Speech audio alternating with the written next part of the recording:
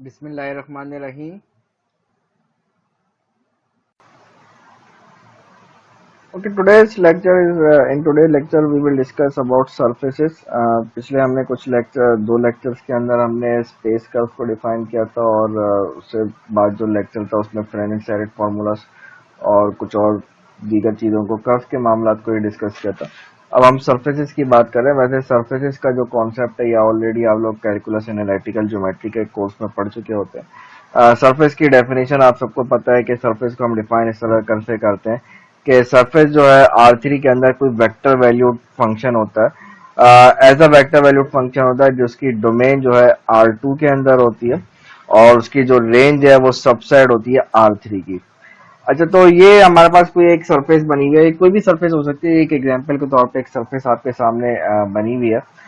हमें एक बात पता है कि अगर मैं सरफेस जो है इसको देखूं तो ये सरफेस जो है ये दो वेरिएबल्स पे डिपेंड करती है, मतलब दो इंडिपेंडेंट वेरिएबल्स आर हेयर।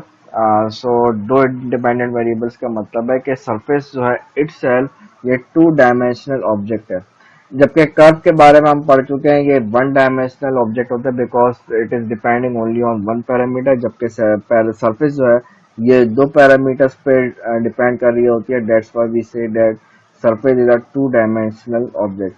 और इसके ऊपर जो पॉइंट्स हैं ये कैसे जनरेट होते हैं, इसके ऊपर जो पॉइंट्स है ये ऐसे जनरेट होते हैं कि ये आपके पास, अगर मैं कह दूं कि मेरे पास कोई सरफेस है, ये दो पैरामीटर्स के ऊपर डिपेंड कर रही है। एक पैरामीटर जो है u पैरामीटर है। लेट सपोज मैं ये वाले जो कर्व्स आपको नजर आ रहे हैं जो समथिंग लाइक दिस, मेरी एरो की डायरेक्शन अगर आप लोग देखें, इस डायरेक्शन में आप लोग को जो कर्व्स नजर आ रहे हैं, लेट सपोज मैं इनको u कर्व्स कह दूं और ये वाले जो कर्व्स नजर आ रहे हैं अगर लेट सपोज मैं इनको v कर्व्स का नाम दे दूं, तो हम ये बात कर रहे थे कि इनके ये जो सरफेस है इसके ऊपर जो पॉइंट्स मिलते हैं, ये दो पैरामीटर्स u और v की वैल्यू को चेंज करते रहें। जैसे जैसे वैल्यूज चेंज करते रहेंगे तो सरफेस के ऊपर जो पॉइंट्स हैं वो आपको मिलना शुरू हो जाएंगे। और हम एक बात इसमें इस तरह से भी कहते हैं कि कार्टेशियन कोऑर्डिनेट्स के अंदर आपके पास सरफेस जो है एक्सप्लिसिटली लिखी जा सकती है as a set of function of two variable, just like कर स्पेस कर्व को हमने कहा था कि स्पेस कर्व को भी कार्टेशियन कोऑर्डिनेट में आप explicitly as a set of three function of one variable लिखते थे, इधर as a set of three function of two variable surface को डिफाइन करते हैं। और it is defined as something like x, मतलब this is position vector of a surface, x of u comma v is equals to x of u comma v comma y of u comma v and z of u comma v। So let suppose मैं इसको equation number one का नाम दे देता हूँ। तो surface को हम इस तरह से डिफाइन कर सकते हैं। और एक बात आप यहाँ पे अगर नोट करें, अगर मैं इस सरफेस में से किसी एक पैरामीटर को फिक्स कर दूं, लेट से मैंने उस पैरामीटर को u की को पैरामीटर को फिक्स कर दिया, तो आपने u को पैरामीटर को फिक्स किया तो आपको एक कर्व जो है ये वाली फॉर्म में कर्व मिलना शुरू हो जाएगा। मतलब समथिंग लाइक दिस, ये वाला कर्व आपको मिलना शुरू हो जाएंगे।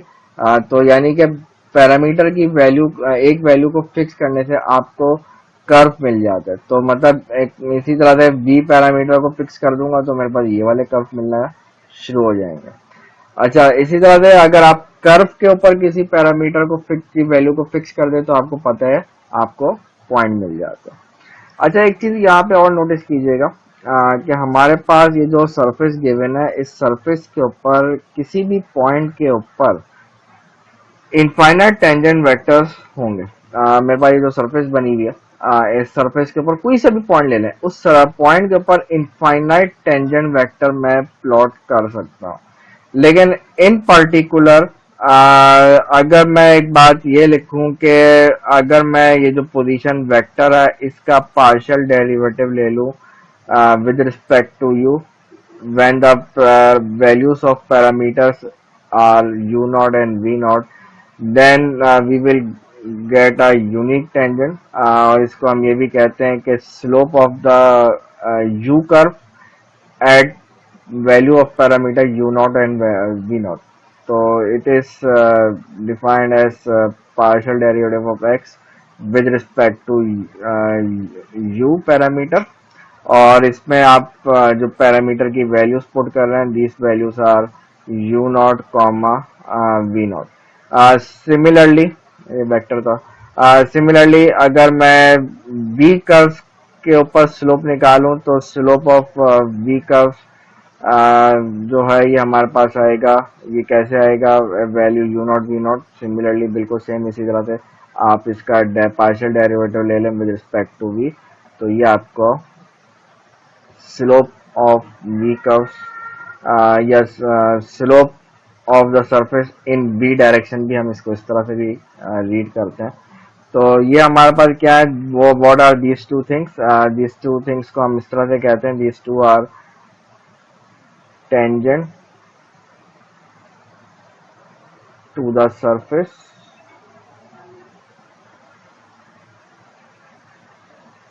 These are tangent to the surface at point, कोई सा भी पॉइंट P है और उस पॉइंट P के ऊपर मैं कह देता हूं कि value of parameters at P जो है, मैंने ये सपोज किया है कि उस वक्त वैल्यू जो है वो u नॉट और v नॉट होगी। तो ये एक्स यू और एक्स वी आर जो है ये हमारे पास टेंजेंट टू द सरफेस है। पॉइंट पी के ऊपर दो आपके पास टेंजेंट्स आएंगे, एक कर्व यू के डायरेक्शन में, एक आपका कर्व वी के डायरेक्शन में आएगा।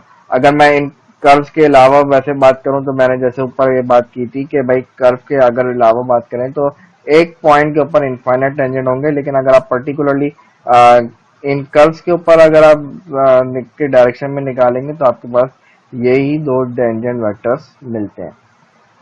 तो एक डेफिनेशन है, हम ये कहते हैं कि देखें आपके पास ये दो टेंजेंट्स आ चुके हैं, एक एक्स यू के नाम से आया है, दूसरा एक्स वी के नाम से आया है। अगर मैं इन दोनों टेंजेंट्स का क्रॉस प्रोडक्ट ले लूं, यानी कि मैं आपको कह दूं कि आप इनका क्रॉस प्रोडक्ट लीजिए, एक्स यू एट पॉइंट किसी भी पर्टिकुलर पॉइंट के ऊपर आपने इसका क्रॉस प्रोडक्ट लिया, x u comma u naught v naught cross x v at point u naught comma v naught. मैं एक डेफिनेशन डिफाइन करने जा रहा हूँ। देखिए आपके पास ये जो एक्स दोनों टेंजेंट वेक्टर्स हैं, इनकी डायरेक्शन कुछ भी हो सकती है। ऐसा भी हो सकता है ये दोनों टेंजेंट वेक्टर पैरेलल हो जाए, पॉसिबल है।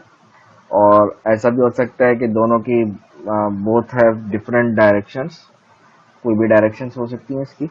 तो हम ये डेफिनेशन इस तरह से बोलते हैं कि अगर आपके पास किसी पॉइंट के ऊपर ये cross product not equals to zero है, तो जिस पॉइंट पे ये जो क्रॉस प्रोडक्ट है नॉट इक्वल्स टू जीरो आता है, तो हम ये कहते हैं देन अगर ये cross product not equals to zero है तो हम ये कहेंगे कि यू नॉट वी नॉट जो है ये वो पॉइंट है which is called regular point. हम इसको डिफाइन करते हैं, this point is called regular point, जहां पे ये क्रॉस प्रोडक्ट जीरो नहीं आता। तो यानी कि ऑब्वियसली अगर ये जीरो नहीं आ रहा तो इसका मतलब क्या है कि these two are linearly dependent हो जाएंगे, cross product not equals to zero है। वेयर एज अगर इसका आप ऑपोजिट सेंस सोचें तो हो सकता है कि आपके पास ये जो क्रॉस प्रोडक्ट है यानी कि x u cross x v जो है इक्वल्स टू जीरो आ जाए।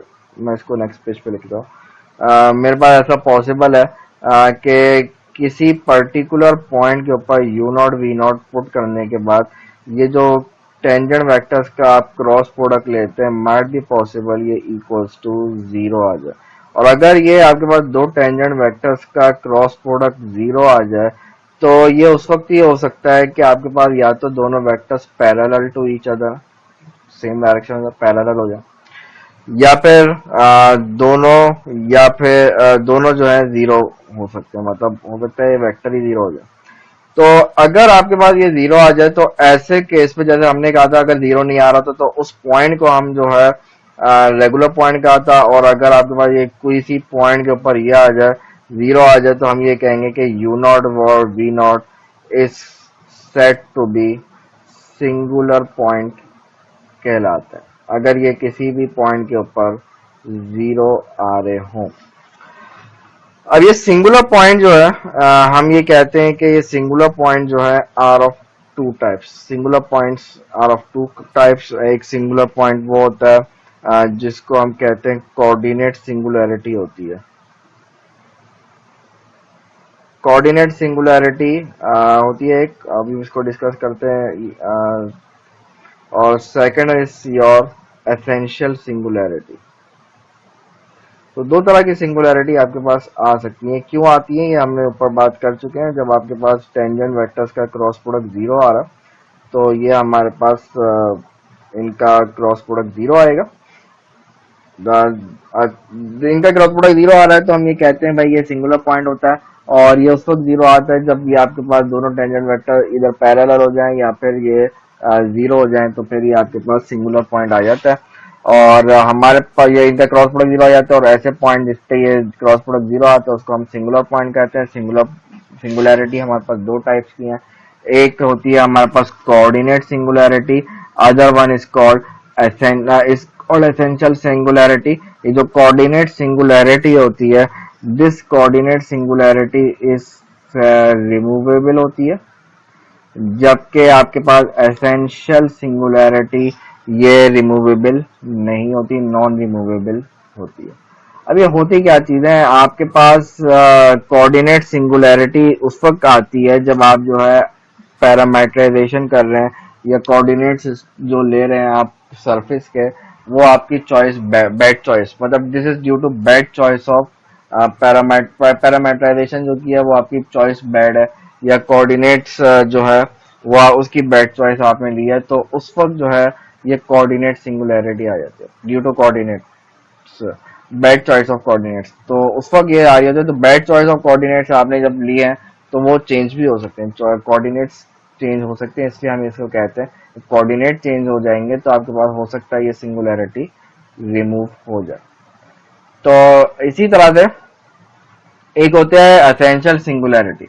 ये एसेंशियल सिंगुलैरिटी जो है ड्यू टू ज्योमेट्री होती है, मतलब आपके पास चीज ही ऐसी है जो जिसकी में सिंगुलैरिटी आएगी। जैसे कोन है, अब कोन जो है एपेक्स ऑफ कोन जो है वहां पे आपको पता है कि ये जो है सिंगुलैरिटी आएगी और उसको रिमूव आप नहीं कर सकते। वो ज्योमेट्री उसकी ऐसी है कि आप उसको रिमूव नहीं कर सकते। किसी पॉइंट के ऊपर अगर ये क्रॉस प्रोडक्ट जीरो आ जाए, यानी कि दोनों वेक्टर्स पैरेलल हो जाएं, तो ये सिंगुलैरिटी आ जाएगी। और ये ज्योमेट्री की वजह से अगर आ रही है तो ये एसेंशियल सिंगुलैरिटी होती है, ये रिमूवेबल नहीं होती है। और जब बात करते हैं हम कोऑर्डिनेट ट्रांसफॉर्मेशन की बात, मतलब ये है कि आपके पास जब ऊपर आप बात कर रहे हैं कि भाई कोऑर्डिनेट की वजह से सिंगुलैरिटी आ सकती है, तो सवाल ये पैदा होता है कि इसमें कोऑर्डिनेट्स की ट्रांसफॉर्मेशन पॉसिबल भी होती है कि नहीं होती, या ये दूसरे लफ्जों में आप ये कह लें कि हम ये डिस्कस करना चाह रहे हैं कि वेदर, एक बात तो ये कोऑर्डिनेट की ट्रांसफॉर्मेशन पॉसिबल है भी कि नहीं सरफेस के अंदर, दूसरी बात अगर पॉसिबल है तो वो किस तरह से होगी।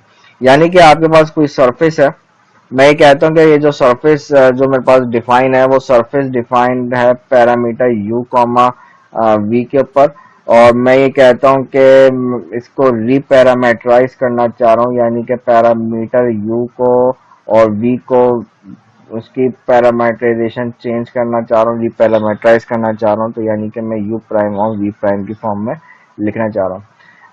थोड़ी सी हम जो है नोटेशंस की मैं इधर एक बात और कर दूं कि u कॉमा वी जो है कुछ बुक्स के अंदर अगर आप देखें तो ये u कॉमा वी को u1 कॉमा ये 1 है और u2 लिखा होता है। This is not a power, ये आपके पास इस फॉर्म में लिखा होता है just to represent you are talking about first parameter and you are talking about second parameter. तो हम ये ट्रांसफॉर्मेशन करना चाह रहे हैं, तो ये u को v है तो इसको u a लिखा जा सकता है। अब u a से u a कैप तक जाना चाह रहे हैं। व्हाट इज a की वैल्यू इज 1,2। आप ये ट्रांसफॉर्मेशन देखना चाह रहे हैं वेदर इट इज पॉसिबल और नॉट। तो इसके लिए हम ये कहते हैं कि अगर ये जैकोबियन जो है, जैकोबियन जो है अगर इसका रैंक जो है 2 है, तो हम ये कहेंगे कि हाँ भाई ये इसकी ट्रांसफॉर्मेशन पॉसिबल है, कोऑर्डिनेट ट्रांसफॉर्मेशन हो सकती है। और जैकोबियन होता क्या है, पहले मैं आपको ये बता दूं कि अगर फॉर एग्जांपल मैं एक्स यू प्राइम निकालना चाह रहा हूं तो बाय यूजिंग चेन रूल मैं इसको फाइंड कर सकता हूं। ये हो जाएगा एक्स का partial derivative with respect to u and u का partial derivative with respect to u prime, और सिमिलरली x का partial derivative with respect to, क्योंकि x is depending on two parameters, x का partial derivative with respect to v and v का partial derivative with respect to u prime। मैं इसको ये भी लिख सकता हूँ x u और partial u upon partial u prime plus x v partial v upon u prime. और सिमिलरली अगर मैं इसी तरह से एक्स वी प्राइम को भी डिफाइन करूं, जिस इस एक्स वी प्राइम को डिफाइन किया जाए तो बिल्कुल सेम इसी तरह से आप इसको भी कह सकते हैं कि भाई एक्स का पार्शियल डेरिवेटिव पहले ले लें with respect to u, then u का partial derivative with respect to v prime. Similarly आपके पास ये x का partial derivative with respect to v and v का partial derivative with respect to v prime, और बिल्कुल सेम इसी तरह से आप इसको लिख सकते हैं एक्स यू और partial u upon partial v prime plus x v.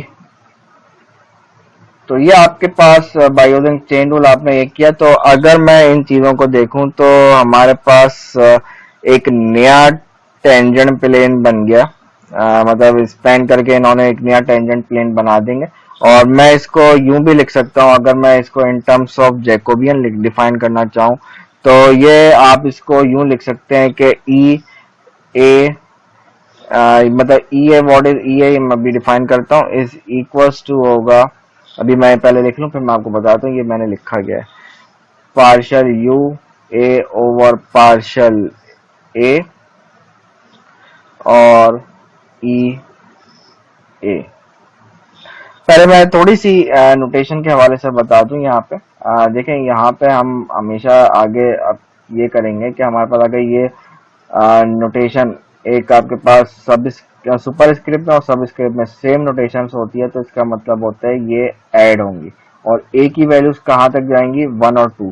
तो अगर मैं u1 की बात कर रहा हूँ इसका मतलब है I am talking about u, and जब ये u2 की बात कर रहा हूँ इसका मतलब है v, जैसे मैंने पीछे वाले स्लाइड के अंदर आपको दिखाया था। और partial derivative with respect to 1 का मतलब हो जाएगा मैं विद रिस्पेक्ट टू यू ले रहा हूँ डेरिवेटिव। तो ये हमारे पास कुछ इस तरह की चीज है। ये हमारे पास बिल्कुल वही चीज लिखी है जो मैंने ऊपर लिखी हुई थी। आप अगर इसको थोड़ा सा इस पर गौर करें तो ये वही चीज है। E a cap is same as x u prime, जैसे मैं ऊपर मैं लिख चुका हूँ। और ये अगर आप इसको एक्सपेंड करेंगे तो वही ऊपर वाली चीज बन जाएगी। मैंने अभी आपको बताया ये समीशन ही लिखा हुआ। तो ये आपके पास जो ब्रैकेट लिखा हुआ है इस ब्रैकेट को कहते हैं दिस इज, इसका अगर मैं कहूँ तो this is a matrix, matrix बन जाएगा ये। आप इसको भी अगर मैट्रिक्स फॉर्म में लिखना चाहें आप इसको इजीली राइट कर सकते हैं मैट्रिक्स फॉर्म में, मैट्रिक्स बनाएगा ये। और ये मैट्रिक्स बनेगा और ये मैट्रिक्स जो होगा अगर मैं इसका डिटर्मिनेंट ले लूं तो इस मैट्रिक्स का डिटर्मिनेंट आ जाएगा partial u a over partial a. इसका डिटरमिनेंट लोगे तो इसका मतलब है कि this is will be called Jacobian matrix. और जैकोबियन मैट्रिक्स के बारे में हम ये कहते हैं कि अगर ये जैकोबियन मैट्रिक्स जो है इन्वर्टेबल होता है तो हम कहते हैं कि ये कोऑर्डिनेट ट्रांसफॉर्मेशन सरफेस की जा सकती है। तो बिफोर ट्रांसफॉर्मेशन हम जो है जैकोबियन देखते हैं कि इसका रैंक 2 आ रहा है या नहीं आ रहा है, या दूसरे लफ्जों में इसका जैकोबियन जो है इसका डिटर्मिनेंट जो है 0 आ रहा है, नॉट इक्वल टू 0 आ रहा है कि नहीं आ रहा है। तो उसमें कोऑर्डिनेट ट्रांसफॉर्मेशन सरफेस की जा सकती है। एक एग्जांपल हम देखते हैं। ये जो हमने ऊपर सिंगुलैरिटी वगैरह का कॉन्सेप्ट डिस्कस किया था वो सिंगुलैरिटी का कॉन्सेप्ट आपको यहाँ पे भी नजर आएगा। मैंने उसमें एक कोन का भी जिक्र किया था कि कोन के अंदर एसेंशियल सिंगुलैरिटी होती है। तो एनीवे हम इसको देखते हैं कि ये आपके पास एक दिया हुआ इसमें व्हाट इज यू, यू के बारे में ये है कि your limits of u is from 0 to L length of the cone, और what is v की जो लिमिट्स हैं that is from 0 से लेके 2 पाई तक। मैं इसमें सबसे पहले आपसे कहता हूँ कि find x u and x v. मैं इसमें आपसे बोला मैंने आके एक्स यू फाइंड करें, तो एक्स यू निकालेंगे तो it will be a cos v comma b sine v comma c. और सिमिलरली मैं आपसे बोलूं कि आप एक्स वी फाइंड कीजिए, तो x v will be minus a sine v comma b sine we,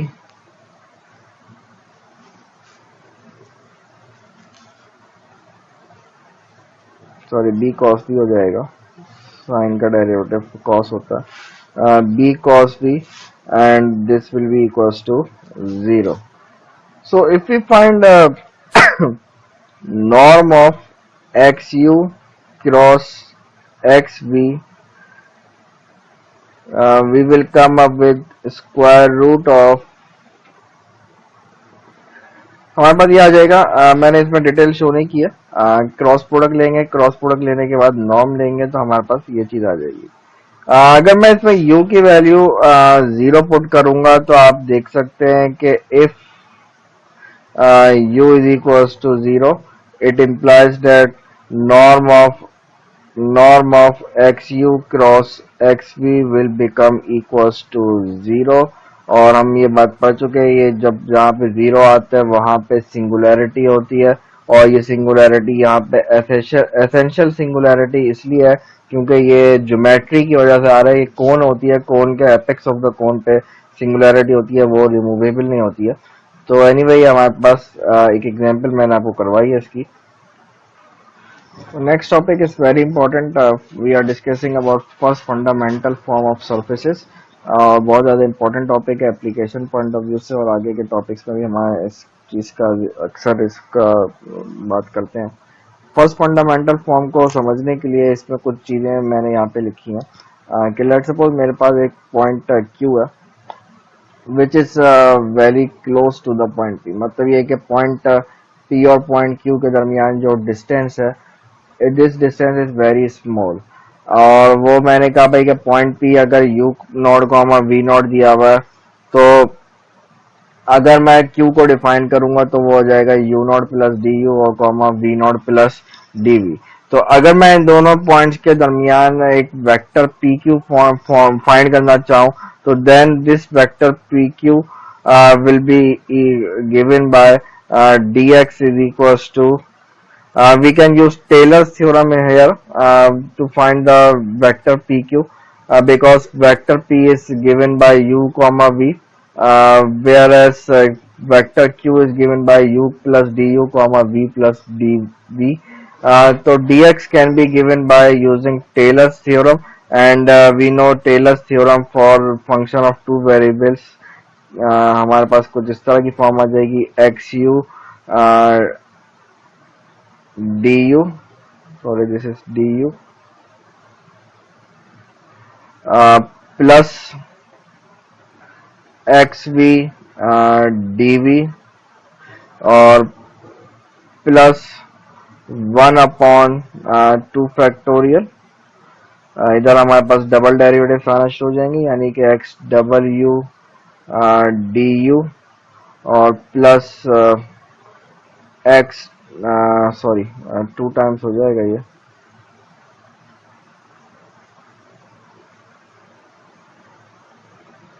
plus 2 times of x u v d u multiply by d v और plus x v v, this is v dv square and up to so on. Say this as equation number 2। आज के lecture की equation number 2 है ये। तो अगर आप इसमें देखें, हमने बात ऊपर कर चुके भाई, ये वेरी शॉर्ट डिस्टेंस है ये, तो we know that d u and d v will be infinite decimals. तो जब ये इनफाइनाइट डेसिमल्स हैं तो यानी कि ये जो हमारे पास ब्रैकेट के अंदर जो पूरी टर्म है और इसके बाद की तमाम टर्म्स हैं, इसको आप निगलेक्ट कर सकते हैं। आपके पास फाइनली जो हमारे पास dx आ जाएगा, that dx will be equals to xu du plus xv dv। तो ये हमारे पास ये जो चीज आई है, दिस इज योर डिस्टेंस, या इसको मैट्रिक भी कहते हैं। dx हमारे पास एक डिस्टेंस आ गया, इसको मैट्रिक भी कहा जाता है। और ये हमारे पास कैसे आया, क्यों आया, हमारे पास हमने एक पर डिफाइन कर चुके हैं कि du and dv are infinitesimals. तो जब ये इनफाइनाइट एसिमल्स हैं तो हमारे पास उसके अकॉर्डिंग ये अपने बाकी की टर्म्स निगलेक्ट कर दी आ गया। तो अगर मैं आपसे बोलूं कि now find ds square, your ds square will be equals to, मैं डिफाइन कर रहा हूं कि एक डिस्टेंस ले रहा हूं ds स्क्वायर, dx और dx का अगर मैं इनर प्रोडक्ट यानी कि डॉट प्रोडक्ट ले लूंगा तो मेरे पास ds स्क्वायर आ जाएगा। एंड इसमें मैं अब जो है फर्दर अगर करूं तो मुझे पता है dx डॉट dx का मतलब है कि xu du plus xv dv का square. Obviously these are vectors. तो इधर आपको पता है कि a प्लस बी का होल स्क्वायर का अगर मैं फॉर्मूला ओपन करूंगा तो वी विल गेट xu, जब ब्रैकेट की अब नीड नहीं है क्योंकि आप स्क्वायर का फॉर्मूला ओपन कर रहे हैं, ये हो जाएगा xu dot xu and du square plus twice of xu dot xv, du multiply by dv, du multiply by dv और plus xv dot xv dv square. So अगर मैं इसमें एक बात ये कह दूं कि हमारे पास फाइनली ds स्क्वायर क्या बन जाएगा, ds square will be equals to e du square plus twice of f du dv and plus g of dv square। what are e and f and g? तो e f and g को हम define करते हैं कि e is your xu का dot product with xu, जबकि हमारे पास जो f है that f is equals to है हमारे पास xu dot xv and g is equal है हमारे पास xv डॉट xv के इक्वल है। तो ये हमारे पास चीज आ गई। तो हमारे पास ये जो हमारे पास फाइनली ये वाली इक्वेशन बनी है, दिस इक्वेशन,